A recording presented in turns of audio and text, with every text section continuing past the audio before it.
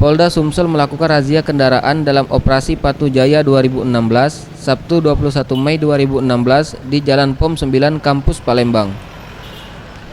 Dalam razia ini, petugas melakukan pengecekan surat menyurat, SIM dan STNK, serta kelengkapan para pengendara yang melintas.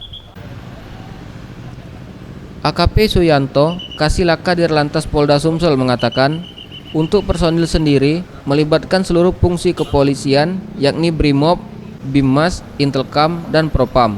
Untuk tilang sendiri akan dilakukan bagi pengendara yang tidak lengkap surat menyurat kendaraannya serta pengendara yang melawan arus.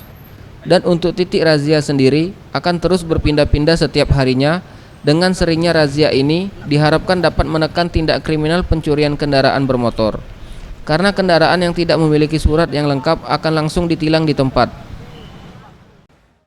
Ini operasi Patu menjelang untuk operasi lilin nanti, yaitu masalah surat-surat kendaraan yang harus dibawa pada saat melaksanakan atau bepergian mengendarakan kendaraan bermotor.